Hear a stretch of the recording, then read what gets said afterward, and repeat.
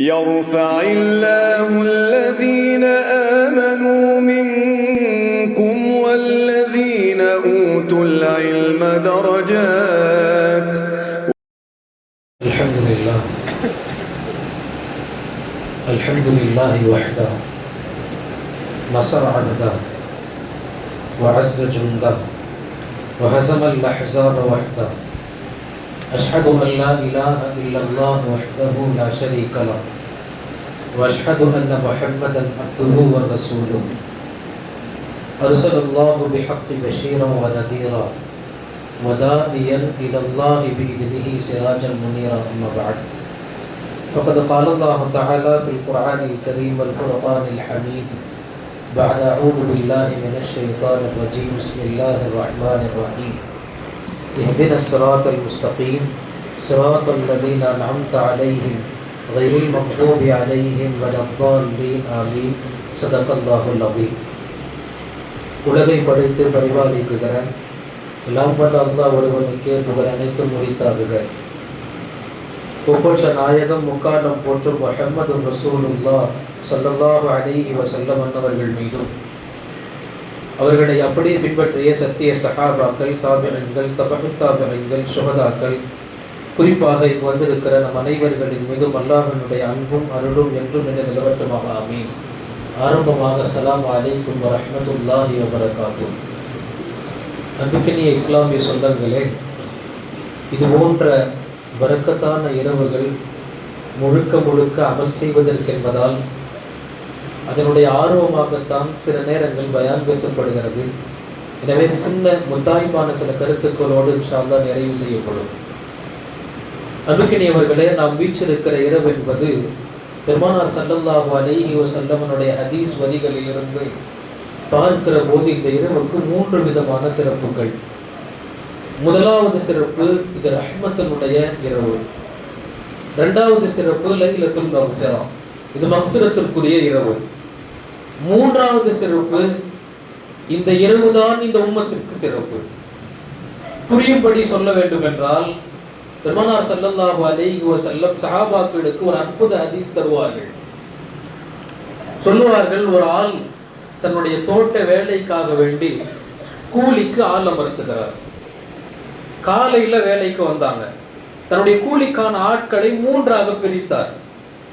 முதலாவது கால ஃபஜ்ரிலிருந்து தொஹர் வரைக்கும் அவர்களுக்கு பேசப்பட்ட கூலி 1 கீராத் நன்மை.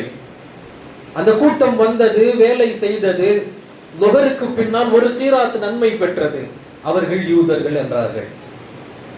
அடுத்து மத்திய வேலைக்கு அடுத்த கூட்டம் வந்தது, தொஹரிலிருந்து அசர் வரைக்குமான நன்மை, அதற்கு 1 கீராத் என்றார்கள்.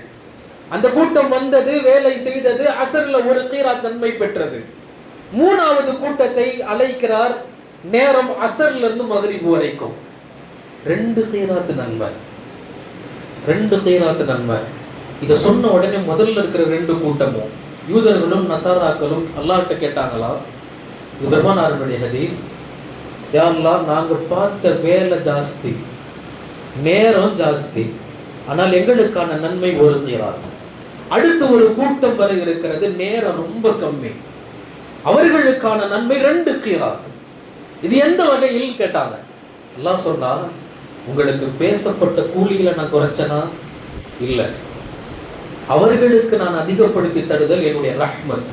என்னுடைய ரஹ்மத்தை நான் நாடியவர்களுக்கு விசாலப்படுத்தி தருகிறேன் என்று அல்லாஹ் அந்த ஹதீஸை சொல்வான் என்று பெருமானார் முடிப்பார்கள்.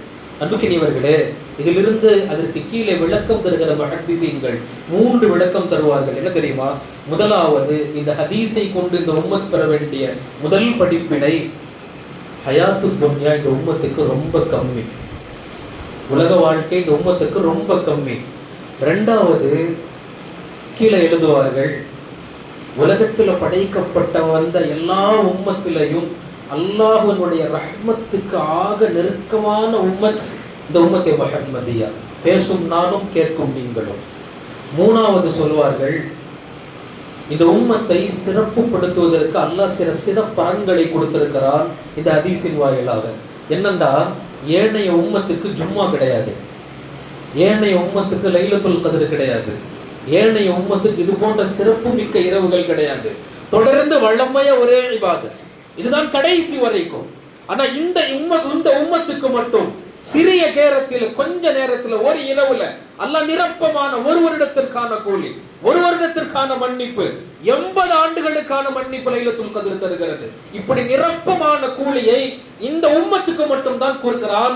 எனவே தான் இந்த மாதிரியான அற்புத இரவுகளைத்தான் யூதர்களும் நசாராக்களும் பொறாமைப்படுகிறார்கள் என்று சொன்னாங்க. ஆனா இன்னைக்கு அற்புதம் என்ன தெரியுமா? அல்லாஹ்வினுடைய அற்புதம், அல்லாஹ் கொடுத்த மிகப்பெரிய பதறு. நம்ம கேட்டோ கேட்காமலோ, நினைச்சோ நினைக்காமலோ, தெரிஞ்சோ தெரியாமலோ நம்ம உட்கார்ந்து இருக்கிற நேரம் 3 சிறப்பு குறித்தான நேரம். 3 சிறப்புக்கு. ஒண்ணு, இஷா தொழுதுட்டு உட்கார்ந்து இருக்கிறோம். இஷா இந்த உம்மத்தினுடைய சிறப்பு, நான் பின்னால் சொல்கிறேன். ரெண்டாவது மக்ஃபிரத்துக்கான இரவு. அல்லாஹ் பாவங்களை மன்னிக்கணும்னே கங்கணம் கட்டிக்கிட்டு உட்கார்ந்துக்கிற இரவு. 3வது ஜும்மாவினுடைய இரவு. இது 3மே அற்புதம். இந்த 3 அற்புதத்தின் சங்கமமாய் அல்லாஹ் நம்மை சேர்த்து இங்க அமர வைத்திருக்கிறான். அல்லாஹ் இந்த இரவுகளினுடைய பலனை முழுமையாக நமக்கு தருவானாக. நம்பிக்கையவர்களை நான் சொல்லி கொண்டு வந்தது இந்த இரவுகள் இந்த உம்மத்திற்கான சிறப்பு. இதை பார்த்து தான் ஏனைய உம்மத்துகள் பொறாமைப்பட்டது. ஆனா அந்த இரவுகளை இன்னைக்கு நிறைய பேர் வீணாக்கி கொண்டிருக்கிறார்கள், உதாசீனப்படுத்தி கொண்டிருக்கிறார்கள். ஒரு சஹாபி மரணிச்சார் போர்க்களத்துல. அவருடைய உடைமைகள் எல்லாம் எடுத்து வைக்கப்பட்டுச்சு, வீட்டுக்கு கொண்டுட்டு வரணும்ட்டு. அதுல அவருடைய வாள் உரைக்குள் வாள் உள்ளே வைக்கிற போது அந்த உரையிலிருந்து ஒரு துண்டு சீட்டு கீழே விழுந்தது. துண்டு சீட்டு. அதை எடுத்து படித்த சஹாபாக்கள் சொன்னாங்க, அந்த துண்டு சீட்டுல ஒரே ஒரு பெருமானார் ஹதீஸினுடைய ஒரு வரியும், அதற்கு கீழ் அவர் தனக்காக செய்து கொண்ட உபதேசமும் அதுல எழுதப்பட்டிருந்துச்சு. என்ன எழுதப்பட்டிருந்தது தெரியுமா? அந்த துண்டு சீட்டில், இன்னலில்லாஹி நஃபஹாத்தின் மினத் தஹர். மனிதனே ஒன்றை புரிந்து கொள். இது பெருமானாருடைய ஹதீஸ். அல்லாஹ் காலங்களில் சில காலங்களை அவன் அருளுக்குரியதாக மாற்றி வைத்திருக்கிறான். அப்படிப்பட்ட கால அவகாசங்கள் உங்களுக்கு கிடைத்தால் ஃபதஅர்ரது பிஹா, அதை உடனே பற்றி பிடிச்சுக்கோங்க, விட்டுறாதீங்க. இது பெருமானாருடைய ஹதீஸ். அதுக்கு கீழ் அவர் எழுதியிருக்கிறாரு, நாயகம் ஸல்லல்லாஹு அலைஹி வஸல்லம் எவையெல்லாம் அல்லாஹ்வுடைய ரஹ்மத்து குறித்தான காலங்கள் என்று கோடிட்டார்களோ, அந்த ரஹ்மத்திலிருந்து ஒரே ஒரு ரஹ்மத் கிடைச்சிட்டா போதும், நீ உலகத்தின் துர்பாக்கியசாலிகளின் பட்டியலில் இருந்து நீக்கப்படுவாய். கோடிக்கணக்கான ரஹ்மத் அல்லாஹ் இறக்குறான். அதுல ஒரு ரஹ்மத் அல்லாஹ் எனக்கு கிடைச்சிட்டா போதும், நான் உலகத்தில் துர்பாக்கியவான் என்ற பட்டியலில் இருந்து நீக்கப்படுவேன். அப்படி நம்ம எல்லாம் சயீதுகளாக மாற்றுகிற தருணம் இது. உள்ளத்தை பொறுத்து, நீயத்தை பொறுத்து அல்லாஹ் கூலியை விசாலப்படுத்துகிறான். அன்புக்கினியவர்களே, இரவின் மகத்துவம் அவசியம். இது மக்ஃபிரத்திற்கான இரவு. நீங்க நிறைய முன்னாடி கேட்டிருந்திருப்பீங்க. அதனுடைய சுருங்க செய்தி அது. இந்த இரவு மக்ஃபிரத்திற்கான இரவு. அதிகமான முறையில் அல்லாஹ்ட்ட பாவ மன்னிப்பு தேடுவதற்கான இரவு. பெருமானார் ஸல்லல்லாஹு அலைஹி வஸல்லமுடைய ஹதீஸ் இந்த இரவு சம்பந்தமாக ஹஜ்ரத் ஆயிஷா ரலியல்லாஹு அன்ஹா பேசுவார்கள். நாயகம் ஸல்லல்லாஹு அலைஹி வஸல்லம் ஒரு நாள் இரவு நான் முழிச்சு பார்க்கிறேன், படுக்கையில இல்ல, லேச கையை தடவி பார்க்கிறேன், பெருமானாருடைய கால் என்னுடைய கையில பட்டது. நான் புரிஞ்சுக்கிட்டேன், பெருமானார் தொழுகிறாங்க. நான் திரும்பி பார்க்கிறேன், பெருமானார் சுஜூதுல இருந்தாங்க. ரொம்ப நீண்ட நேரமானது பெருமானார் சுஜூதுல இருக்கிறாங்க. ஆயிஷா ரலியல்லாஹு அன்ஹா அந்த ஹதீஸ் இவ்வாறு பேசுகிறார்கள், நான் ஒரு கட்டத்துல இவ்வாறு நினைச்சிட்டேன், பெருமானாருடைய ரூஹ் கைப்பட்டு விட்டதோ என்று நான் யோசித்து விட்டேன். யோசிச்சுட்டு பெருமானார கூர்ந்து கவனிக்கிறேன், அவங்களுடைய கால் விரல் ஒண்ணு அசைகிறது, கட்டை விரல். உடனே மனசுல ஒரு ராகம், இல்ல பெருமானார் சுஜூதுல தான் இருக்கிறாங்க. அவங்க கிட்ட போய் உட்கார்ந்து சுஜூதுல நீண்ட நேரம் என்ன செய்யறாங்கன்னு காது கொடுத்து கேட்டேன். பெருமானார் ஒரு தஸ்பீஹ் செய்து கொண்டிருந்தார்கள். கண்ணெல்லாம் தண்ணி. பெருமானாருடைய தஸ்பீஹ் அது நீண்ட நேர தஸ்பீஹ். என்ன தெரியுமா? அல்லாஹும்ம இன்னி அஊது பி அஃபிக மின் இகாபிக் வ அஊது பி ரிலாக மின் சஹ்திக் வ அஊது பிக மின்க லா உஹ்ஸி ஸனாஅன் அலைக அன்த கமா அஸ்னைத அலா நஃப்ஸிக். இதுதான் பெருமானாருடைய இரவு நீண்ட நேர சுஜூதினுடைய துஆ. என்ன அர்த்தம் தெரியுமா அன்புக்கினியவர்களே? அல்லாஹும்ம இன்னி அஊது பி அஃபிக மின் இகாபிக். அல்லாஹ் உன்னுடைய மன்னிப்பை கொண்டு உன்னுடைய அதாபைக்கு நான் பாதுகாப்பு தேடுகிறேன். உன்னுடைய மன்னிப்பை கொண்டு உன்னுடைய அதாபை விட்டு பாதுகாப்பு தேடுறேன். வஅஊது பிர்ரிதாக மின் சஹ்திக். உன்னுடைய பொருத்தத்தை கொண்டு உன்னுடைய கோபத்தை விட்டு பாதுகாப்பு தேடுறேன். என் மேல கோபப்படாத. அடுத்து சொன்னாங்க வஅஊது பிக மின்க. அல்லாஹ் உன்னுடைய தண்டனைகள் எவையெல்லாம் இருக்கிறதோ எல்லாத்தையும் விட்டு உன்கிட்ட மட்டும் பாதுகாப்பு தேடுறேன், என்ன நீ மன்னிச்சிரு. கடைசியா வார்த்தை போட்டு முடிச்சாங்க, அல்லாஹ் உஹ்ஸி ஸனாஅன் அலைக அன்த கமா அஸ்னைத அலா நஃப்ஸிக். அல்லாஹ் உன்னை நீ புகழ்ந்த மாதிரி புகழ எனக்கு சக்தி இல்லை. உன்னை உன்னால் மட்டும்தான் புகழ முடியும். ஏனென்றால் எல்லா புகழுக்கும் உரியவன் நீ மட்டும்தான். உன்னை நீ புகழ்ந்த அளவுக்கு என்னால் புகழ முடியாது. இந்த புகழாரத்தை முன்வைத்து அல்லாஹ் என்ன மன்னிச்சிரு, அல்லாஹ் என்ன பொருந்திக்கொள், அல்லாஹ் உன் வேதனையை விட்டு நான் பயப்படுறேன் என்று பெருமானார் இந்த 3 வாசகங்களை புகழாரத்தோடு இரவின் நீண்ட சுஜூதாய் பேசினார்கள் என்று ஆயிஷா ரலியல்லாஹு அன்ஹா பேசுறாங்க. தொழுகை முடிஞ்சிச்சு, சலாம் கொடுத்தாங்க. ஹதீஸ் தொடர்கிறது. பெருமானார் ஸல்லல்லாஹு அலைஹி வஸல்லம் கேட்டாங்க, என்ன ஆயிஷா என்னாச்சு யா ரசூலல்லாஹ், நீண்ட சுஜூதுக்கான காரணம் என்ன? முதல் கேள்வி. ரெண்டாவது, நீங்க செஞ்ச தஸ்பீக் ரொம்ப அற்புதமாக இருந்தது, இதுக்கு முன்னாடி நான் கேட்டதே இல்லை, இவ்வளவு நீண்ட தஸ்பீக திரும்பி திரும்பி சொல்வதற்கு காரணம் என்ன? பெருமானார் சொன்னார்கள் என்னிடத்தில் ஜிப்ரீல் வந்தார். இது என்ன இரவு தெரியுமா ஆயிஷா? நிஸ்ஃபு ஷாபான், ஷாபானுடைய 15ஆம் இரவு இது, ஷபே பராத், அந்த இரவு இது, அல்லாஹ் பாவங்களை மன்னிக்கிற இரவு. எனவே ஜிப்ரீல் என்னிடத்திலே வந்தார்கள், இந்த தஸ்பீகை மீண்டும் மீண்டும் மீண்டும் செய்ய வேண்டும் என்று என்னிடத்திலே சொன்னார்கள். எனவே நான் இதை சுஜூதில் செய்தேன் அப்படின்னு பெருமானார் ஸல்லல்லாஹு அலைஹி வஸல்லம் சொல்லுவார்கள். சொல்லிட்டு சொல்றாங்க பெருமானார் ஸல்லல்லாஹு அலைஹி வஸல்லம், இந்த இரவு எப்படிப்பட்டது தெரியுமா ஆயிஷா? இது அல்லாஹ் பாவங்களை விசாலமான முறையில் மன்னிக்கிற இரவு, அல்லாஹ்வுடைய ரஹ்மத் இறங்குகிற இரவு, அல்லாஹ்வுடைய மன்னிப்பை விசாலப்படுத்துகிற இரவு. எனவே அல்லாஹ்விட்ட மன்னிப்பு தேடுறேன் என்று பெருமானார் ஸல்லல்லாஹு அலைஹி வஸல்லம் சொன்னார்கள். அன்புக்கினியவர்களை எவ்வளவு முடியுமோ அவ்வளவு அல்லாஹ்ட்ட பாவ மன்னிப்பு தேட வேண்டும். அல்லாஹ் அந்த தௌஃபீக்கை தருவானாக. அன்புக்கினியவர்களே, பாவ மன்னிப்பை அல்லாஹ் நேசிக்கிறான். நீங்க யோசிச்சு பாருங்களேன், ஹஜ்ரத் ஆதம் அலைஹிஸ்ஸலாம் தன் வாழ்க்கையில செஞ்ச ஒரே ஒரு பாவம், அந்த கண்ணியை பிரித்து சாப்பிடக்கூடாதுங்கிறது அல்லாஹ்வுடைய கட்டளை. அதை பிடிச்சு சாப்பிட்டதற்காக 300 வருஷம் தௌபா. எத்தனை வருஷம்? ஒரு நாள் 2 நாள் இல்லை, 300 வருஷம் அல்லாஹ் தௌபாவை ஏற்கல. 300 வருஷத்திற்கு பின்னால் அல்லாஹ்ட்ட கரமேந்தி மன்றாடியதற்கு பின்னால் அல்லாஹ் தௌபாவை ஏற்றுக்கொள்கிறான். அப்ப நம்ம வாழ்க்கையில அன்றாட எத்தனை நூற்றுக்கணக்கான பாவங்கள், என்னைக்காவது கண்ணை கசக்கி கல்வை குலுக்கி அல்லாஹ்ட்ட அழுது இருக்கிறோமா? அழுத வேண்டிய இரவு இது. 300 வருஷத்திற்கான தௌபாவை ஏற்கிறான் அல்லாஹ். அந்த ஏற்ற உடனே இப்ராஹிம் அலைஹிஸ்ஸலாம் 2 ரக்காத் அல்லாஹ்ட்ட சுக்ரன் நீண்ட ரக்காத் தொழுதாங்க. நீண்ட ரக்காத், அதுதான் ஃபஜ்ருடைய தொழுகை. நம்ம தொழுகிறமே ஒவ்வொரு வக்தும் ஒவ்வொரு உம்மத்தில் அந்த தொழுகை இருந்தது. ஒவ்வொரு நபிமார்களால் தொழுகப்பட்ட தொழுகை அது ஃபஜ்ர் தொழுகை. ஹஜ்ரத் ஆதம் அலைஹிஸ்ஸலாம், அல்லாஹ் என்ன தஹஜ்ஜத் நேரத்தில் இந்த துஆவை ஏற்றுக்கொள்கிறான், அதற்கு பின்னால் ஆதம் அலைஹிஸ்ஸலாம் தொழுகிறார்கள், அது ஃபஜ்ருடைய தொழுகை. இப்ராஹிம் அலைஹிஸ்ஸலாம் தன் மகனை அறுக்கணும், மேலே கொண்டு போய் அறுக்கிறாங்க, முடியல, பாறை உடையுது, கத்தி, ஆனா குரல் விளையா இருக்கல, மேல இருந்து அல்லாஹ் ஆடு அனுப்புறா. இந்த ஆட்டை அனுப்பி இப்ராஹிமுடைய தியாகத்தை அல்லாஹ் கபூல் செய்யறான், அதை ஏற்றுக்கொள்கிறார். அதை ஏற்றுக்கொண்ட வண்ணம் இப்ராஹிம் அலைஹிஸ்ஸலாம் ஷுக்ர் செய்த 4 ரக்காத் தொழுதாங்க. அங்கவே அது 4 ரக்காத், அதுதான் லுஹர், நாம தொழுகிற லுஹர். 3வது என்ன தெரியுமா? அஸர். ஹஜ்ரத் யூனுஸ் அலைஹிஸ்ஸலாம், குர்ஆன் சொல்லும் 4 இருளுக்குள்ள நம்ம வச்சிருந்தோம் யூனுஸ. வெளியான உடனே சாயந்தர நேரம் மீன் துப்பியது, வெளியே வந்த உடனே 4 இருளுக்குள் வைத்த இறைவன் 4 இருளையும் நீக்கினானே. எனவே 4 ரக்காத் தொழுது துஆ செய்தார்கள். அல்லாஹ் உனக்கே புகழ். யூனுஸ் அலைஹிஸ்ஸலாம் தொழுதது அஸருடைய தொழுகை. 3வது மக்ரிப் என்ன தெரியுமா? இன்றுக்கினியவர்கள் அது தௌஹீதுக்கான தொழுகை. ஹஜ்ரத் ஈசா அலைஹிஸ்ஸலாம் தொழுதது 3 ரக்காத் தொழுதாங்க. என்ன காரணம் தெரியுமா? முதல் ரக்காத் அல்லாஹ் உலகம் என்ன பார்த்து கடவுளுங்கிறது, நான் உன்னுடைய அடிமை, முதல் ரக்காத் தொழுதாங்க. 2வது ரக்காத் என்னுடைய தாய்க்கு தெய்வீக குணம் உள்ளது என்று சொல்கிறார்கள். இல்லை, நீதான் அல்லாஹ், உன்னை அன்று யாரும் ரப் இல்லை, என்னுடைய அம்மாவுக்கு தெய்வீக குணம் எல்லாம் இல்லை, அவர்களுக்காக நான் தொழுகிறேன். 2வது ரக்காத். 3வது ரக்காத், எப்படிப்பட்டவன் வந்தாலும் அல்லாஹ் நீ மட்டும்தான் இறைவன். 3வது ரக்காத். இந்த 3 தான் மக்ரிப். 4வது இஷா. நான் முன்னால் சொன்னதை போல் பெருமானார் ஸல்லல்லாஹு அலைஹி வஸல்லம் சொன்னார்கள், இந்த இஷா இந்த உம்மத்துக்கான சிறப்பு வேற யாருக்குமே கிடையாது. யோசிங்க அன்பானவர்களே, எவ்வளவு பாக்கியமான உம்மத்து பாருங்க. ஒவ்வொரு நபி கிட்ட இருக்கிற ஒவ்வொரு அமலையும் முழுசா தூக்கி அல்லாஹ் காலையிலிருந்து நைட்டு வரைக்கும் ஹஜ்ரத் ஆதம் அலைஹிஸ்ஸலாம் தொழுதது ஃபஜ்ர், அது மூசா அலைஹிஸ்ஸலாம் தொழுதது இல்லை. மூசா அலைஹிஸ்ஸலாம் தொழுதது ஹஜ்ரத் ஈசா அலைஹிஸ்ஸலாம் தொழுதது இல்லை.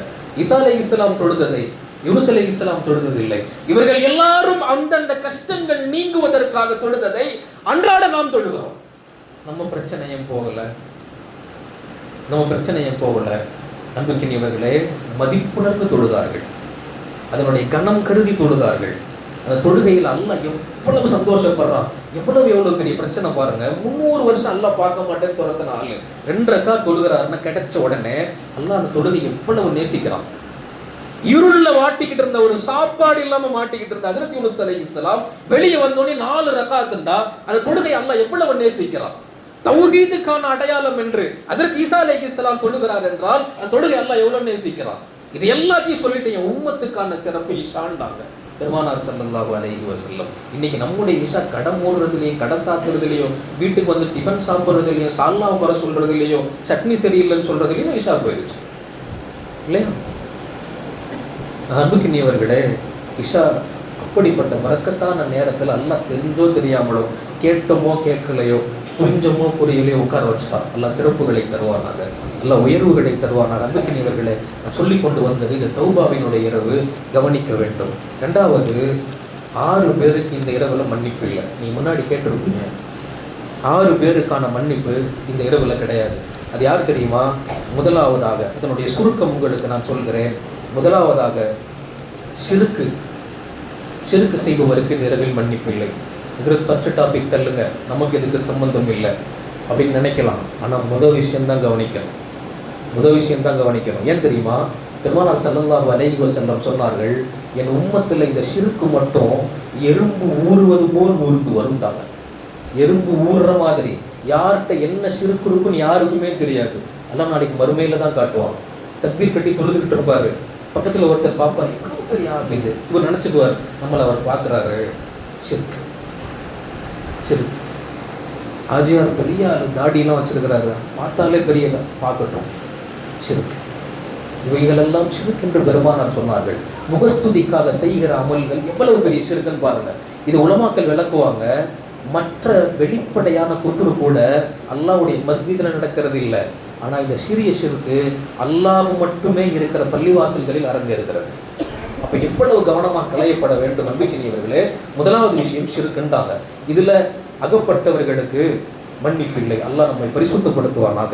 2வது ஷாஹின், மனதில் குறை உள்ளவர், மற்றவங்களை பற்றி தப்பாக நினைக்கிறவர், குரோதம் உள்ளவர், சகோதரர்கள் சார்பாக குரோதம் உள்ளவர், கெட்ட எண்ணம் உள்ளவர். பெருமானார் ஸல்லல்லாஹு அலைஹி வஸல்லம் சொன்னாங்க, அஃதலுல் இன்சானி ஃபித் துன்யா வல் ஆখিরা, உலக மறுமையில் ரொம்ப சிறந்த ஆள் அல்லாஹ் பார்வையில் யார் தெரியுமா?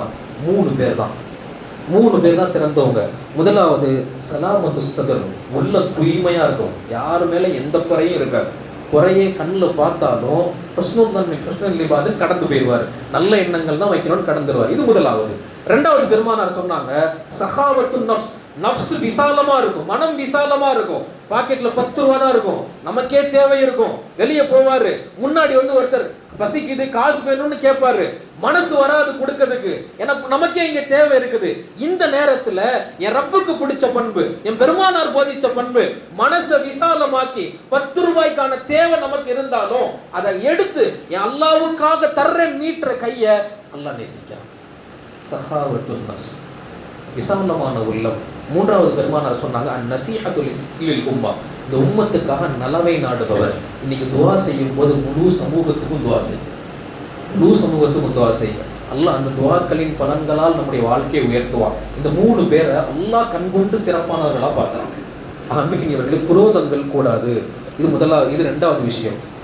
3வது என்ன தெரியுமா? பெருமானார் ஸல்லல்லாஹு அலைஹி வஸல்லம் சொன்னாங்க, 3வது உறவுகளை முறித்து வாழ்பவர். மக்ரிபில் யாசின் ஓதுனம் இல்லை, இதுக்கு ஓதணும், ஞாபகம் இருக்குதா?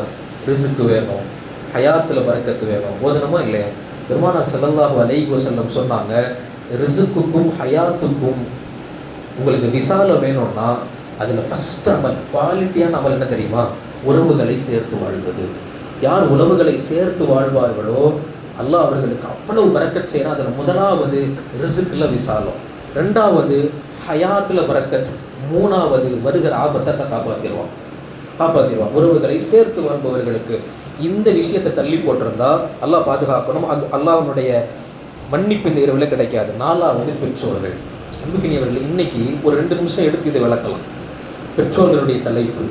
இன்னைக்கு நிறைய பிள்ளைங்க தற்போதைய காலத்தில் நன்றி உணர்வற்றவர்களாக, பெற்றோர்களை துன்பப்படுத்துபவர்களுக்கு இந்த காலத்தில் மன்னிப்பு கிடையாது. இதுக்கு என்ன பொருள் தெரியுமா?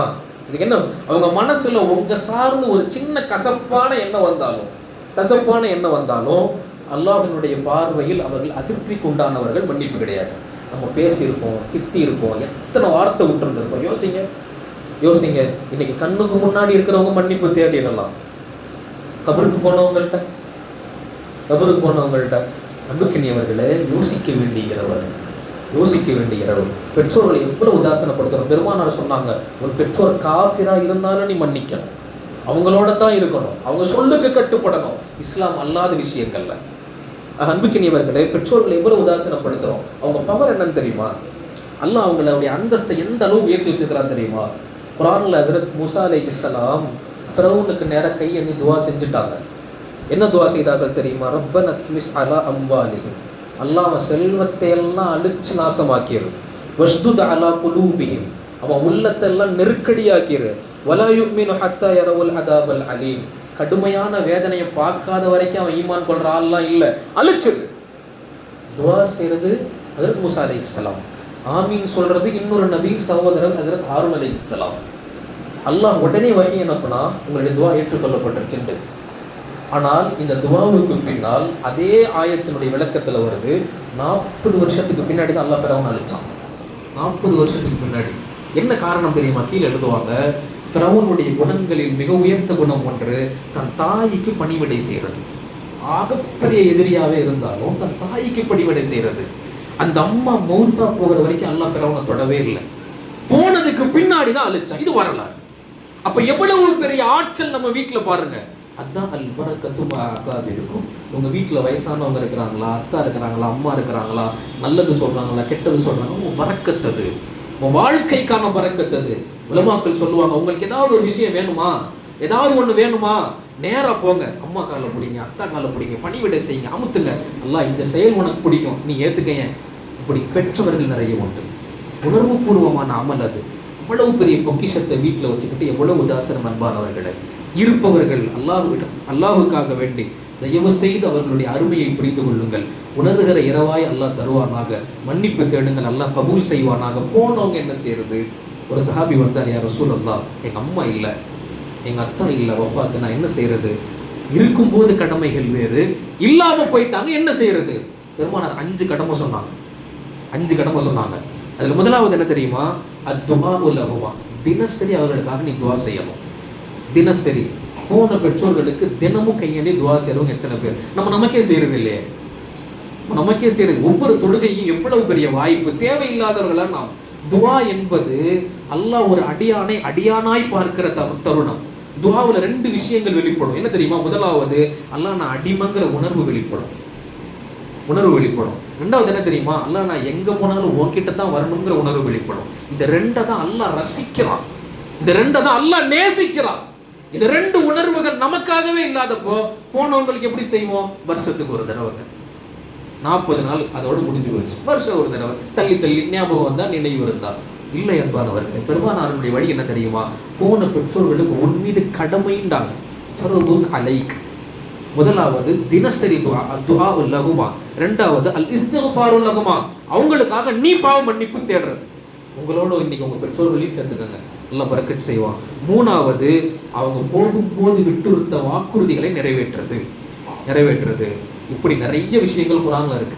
அதாவது இப்ராஹிம் அலைஹிஸ்ஸலாம், யூனுஸ் அலைஹிஸ்ஸலாம் மரணிக்கிற போது தன் பிள்ளைங்கள்ட்ட சொன்ன வாக்குறுதி என்ன தெரியுமா?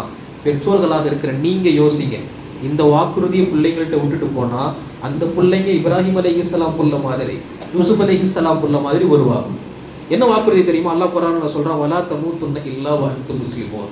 வீடு இருக்கு பார்த்துக்க, சொத்து இருக்கு இது பண்ணிக்க, அதை பார்த்துக்க, இதை பார்த்துக்க, இல்லை, முஸ்லிமா தான் மரணிக்கணும், அல்லாஹ்வை அஞ்சித்தான் மரணிக்கணும். இதனுடைய கடைசி ஆசன்னு சொல்லிட்டு போறது ஒரு நபி. அப்ப சந்ததிக்கு சேர்த்து வைக்கிற சொத்தில் சிறந்தது என்ன தெரியுமா? தீன் தான், மார்க்கம் தான். உணர்வு பெறுவோம். அல்லாஹ் இந்த இரவில் பரக்கத் செய்வானாக. உங்க ஸ்கூலுக்கு கொடுக்குற நேரம், கொஞ்ச நேரம் பள்ளிவாசலுக்கு கொடுங்க. ஒரு விஷயம் நான் சொல்றேன், தவற எடுத்துக்க வேண்டாம். இன்னைக்கு உம்மத்து ஸ்கூலை விட்டு, மார்க்கத்தை விட்டு, பள்ளியை விட்டு எவ்வளவு தூரம் போயிடுச்சுன்னு பாருங்க. இஸ்லாமிக் ஸ்கூல்ஸ் வரவேற்கிறோம், தப்பில்லை. ஆனால் இன்னைக்கு அவன் காலையில் மக்தபில் இருந்து, ஸ்கூல்ல இருந்து எல்லாமே எங்கே நடக்குது? எங்கள் பையனையே காணும், அதுக்கு அவன் ஸ்கூலில் ஓதுறான். அவன் ஸ்கூல் இஸ்லாமிக் ஸ்கூல், அவன் ஸ்கூலில் படிக்கிறான். என்னைக்கு மக்தபுக்கு கிதாபுகளை தூக்கிக்கிட்டு பள்ளிவாசல்ல வந்து அல்லாஹ் வீட்டில் வந்து மண்டி போட்டு ரப்புக்கு முன்னாடி பாடம் சொல்லாத வரைக்கும் அதனுடைய பரக்கத் ஸ்கூல்ல கிடைக்காது. உங்க ஸ்கூல்லயே படிக்கட்டும், இஸ்லாமிக் ஸ்கூல் லட்சக்கணக்கில் காசு, போக பஸ் வர பஸ் ஏசி அத்தனை ஸ்டாஃப் இருக்கட்டும். ஆனால் ரப்புக்கு முன்னால் பள்ளியோட தொடர்பு எவ்வளவு தூரம் தொண்டிச்சு பாருங்க. காலையில 7 மணிக்கு புறப்படலாம், மகரிபுல வர்றான் வீட்டுக்கு, மகரிபுல 1 மணி நேரம் பள்ளிக்கு வர முடியாதா? நான் சொல்ல வருவது நம்பிக்கையவர்கள், இது எல்லாம் இன்னைக்கு உலமாக்கள் பட்டியல் போட்டு எழுதுறாங்க. பட்டியல் இன்னைக்கு உலகத்துல இஸ்லாமிக் ஸ்கூலும் ஒரு விதமான மாயம்னு எழுதுறாங்க. நான் தவறாக சொல்லவில்லை. அங்க போனாலும் உங்க பிள்ளைங்களை பள்ளிக்கு கூட்டிட்டு வாங்க. எந்த பெற்றோர் தன் பிள்ளையை கையை பிடிச்சி பள்ளிவாசல்ல கூட்டிட்டு வராரோ அந்த புள்ள நாளைக்கு அவர் கையை பிடிச்சி சொல்றது கூட்டு போவோம். உண்மையா இல்லையா? நம்பிக்கையவர்கள் எல்லாம் தௌஃபீக் செய்வோனாக நான் சொல்லி கொண்டு வந்தது பெற்றோர்களின் வாக்குறுதியை காப்பாற்றுறது, இது கடமை. 4வது பெற்றோர்களின் நண்பர்களை மதித்தல். இதற்கு இப்னு ரலியல்லாஹு அன்ஹு ஒரு தடவை பயணம் செஞ்சு போறாங்க. ஒரு கிராமவாசி வெறும் கீழாடை மட்டும் கட்டிக்கிட்டு நடந்து வர்றாரு. அவரை பார்த்த உடனே கழுதையிலிருந்து இறந்து ஹஜ்ரத் இப்னு உமர் நேரம் அவங்களை கூட்டு போய் ஒரு பாறையில உட்கார வச்சு பாறைக்கு கீழே இவங்க உட்காந்துட்டாங்க. மாணவர்கள் தாபியன்களுக்கெல்லாம் ரொம்ப பெரிய ஆச்சரியம். இப்னு உமர் எவ்வளவு பெரிய சஹாபி, ஒரு சாதாரண வெறும் கீழாடை மட்டும் கட்டிக்கிட்டு வர்ற ஒரு ஆளை ஒரு பாறையில உட்காந்து பக்கத்துல கீழே உட்கார்ந்து இருக்கிறாங்க. இது மட்டுமல்ல, கொஞ்ச நேரம் அவங்க எல்லாரும் விரைச்சிட்டாங்க, விடவெடுத்து போயிட்டாங்க. தன் தலப்பாய கழட்டி அவங்க மண்டையில வச்சாங்க, தலையில போட்டு விட்டாங்க. இப்னு உமருக்கு பெரிய ஆச்சரியம், இப்னு உமருடைய மாணவர்களுக்கு பெரிய ஆச்சரியம். ஏன்னா அரபுகள் தலப்பாவை யாருக்காகவும் கழட்ட மாட்டாங்க, கழட்டி கொடுத்துட்டாங்கன்னா அது பெரிய பொக்கிஷம், பெரிய பொக்கிஷம். மாணவர்கள்லாம் கேட்டாங்க, அவர் போனதுக்கு பின்னாடி இவ்வளவு மரியாதை செஞ்சீங்களே, யார் அது? கீழாடையோடு மேலாடை கூட இல்லாமல் வருகிறார், யார் அவரு? அவர் பெரிய ஆளு யாரு, பெரிய டீட்டெயில்ஸ்லாம் சொல்லல. என் தந்தை உமரனுடைய நண்பர், என் தந்தை உமருடைய நண்பர், எனவே நான் மதிக்கிறேன் சொல்லிட்டு பெருமானாருடைய ஹதீஸ் சொன்னாங்க. உலகத்துல சிறந்த அமல் என்ன தெரியுமா? ஒரு தந்தை மரணித்ததற்கு பின்னால் அவர் ஸ்தானத்துல வச்சு அவருடைய நண்பர்களையும் மதித்தல்னாங்க. அந்த ஹதீஸ் இப்படித்தான் வரும். இன்ன மின் அபர்ரில் பிர்ரி, நல்ல அமல்களில் தலை சிறந்தது என்ன தெரியுமா? தந்தைக்கு பின்னால் அவங்க இடத்துல வச்சு அவங்க நண்பர்களையும் மதிக்கிறதுன்றாங்க. கடைசி 5வது கடமை பெற்றோர்களுடைய உறவுகளை கடைசி வரைக்கும் பேணி பாதுகாக்கிறது. நீ நம்ம பிள்ளைக்கெல்லாம் நம்ம அத்தா அம்மாவை தவிர யாருமே தெரியறது இல்லை. நமக்கெல்லாம் கூட பரவாயில்ல, சச்சா தாதா வரைக்கும் தெரியுது, அடுத்த தலைமுறை தெரியல. இன்னைக்கு இருக்கிற பிள்ளைக்கு சொந்த சகோதரர்களுடைய பிள்ளைகளே தெரியறது இல்லை. எவ்வளவு தூரம் விலகிட்டோம் பாருங்க. இந்த விலகுதனால் தான் உலகத்தில் நிறைய முசீபத்துகள். எல்லாம் இன்னைக்கு எப்படியாவது கலச்சு தூரமாக்கி நல்லா தௌஃபீக் செய்வானாக. இந்த 5ம் பெற்றோர்கள் போனதற்கு பின்னால் நம்முடைய கடமை. நான் சொல்லி கொண்டு வந்தது யாருடைய துவா, யாருடைய மன்னிப்பு இந்த இரவில் ஏற்றுக்கொள்ளப்படாததில் 3வது லிஸ்ட். 4வது கரண்டைக்கு கீழ் ஆடை அணிபவர், அல்லாஹ் அவருக்கு எதிராக போர் தொடுக்கிறேன்னு சொல்றான். போர் தொடுக்கிறேன் பெருமானார் ஒரு ஹதீஸ்ல சொன்னாங்க, 3 பேரா இல்லாட்டி நாளைக்கு மறுமையில் அல்லாஹ் உங்களுக்கு சொர்க்கம் நிச்சயம். 3 பேரா இல்லாட்டி, 1வது கரண்டைக்கு கீழ் ஆடை அணிபவராக இருக்கக்கூடாது. அப்படி இல்லாமல் இருந்தால் உங்களுக்கு சொர்க்கத்துக்கு அல்லாஹ் கொடுத்துருவான், அல்லாஹ் மன்னிக்கலாம் வாய்ப்புண்டு. 2வது சொன்னாங்க கடன் இல்லாதவரா இருக்கணும், இல்லாட்டி அல்லாஹ் உங்களை மன்னிப்பான் வாய்ப்புண்டு. 3வது சொன்னாங்க யாரையும் ஏமாற்றாதவராக இருக்க வேண்டும். அப்படி இருந்தீங்கன்னு சொன்னா அல்லாஹ் உங்களை மன்னிப்பான். இந்த 3 அல்லாத வேற யாரை வேணாலும் இருங்க, அல்லாஹ் மன்னிப்பதற்கு வாய்ப்புண்டு என்று பெருமானார் ஸல்லல்லாஹு அலைஹி வஸல்லம் சொன்னாங்க. கடைசியா முதுமிலுல் ஹம்ர், போதை பழக்கத்திற்கு அடிமையானவர்கள். போதை பழக்கத்துக்கு அடிமையானவர்கள். போதைனா என்ன தெரியுமா? போதைனா என்ன? அதனுடைய இல்லத்தை தெரிஞ்சுக்கணும். இல்லத்துனா மார்க்கத்தில் ஒரு சட்டம் வர்றதுக்கு ஒரு காரணம் இருக்குது. அந்த காரணம் என்னன்னா அதுலேயே மூழ்கி போயிடுவோம். அதுலேயே மூழ்கி தான் யாரு, தான் எப்படி, தான் என்ன மாதிரி இருக்கிறோம் அப்படின்னு தெரியாமல் போயிடுவோம். இன்னைக்கு செல்ஃபோன் அப்படி மாறிட்டு வருது. சரக்கு பாட்டில் மட்டும் இல்லை, போதை பொருட்கள் மட்டும் இல்லை, இன்னைக்கு பிள்ளைங்க அடிக்ட் ஆகிட்டு வர்றாங்க, அடிமைகளாகிட்டு வர்றாங்க. அது இல்லாமல் பிள்ளைங்களால் இருக்க முடியல. இதுவும் ஒரு விதமான போதை. இது அந்த அளவுக்கு பெரிய வீரியம் இல்லாவிட்டாலும் அடுத்த சமூகத்திற்கான ஆகப்பெரும் பாதிப்பு அல்லாஹ் தவிர்த்திருப்பதற்கான தௌஃபீக் செய்வானாக. எப்படிப்பட்டவர்கள் எல்லாம் சயீதுகளோ அப்படிப்பட்ட பட்டியலில் எல்லாம் நம்மை சேர்த்து இந்த விரைவில் யாருக்கெல்லாம் அல்லாஹ் மஃபிரத் தருகிறானோ அவர்களுடைய பட்டியலில் நம்மையும் நம்முடைய குடும்பத்தார்களையும் நமக்கு முன்னால் காலம் சென்றவர்களையும் அல்லாஹ் ஏற்று அருள் புரிவானாக.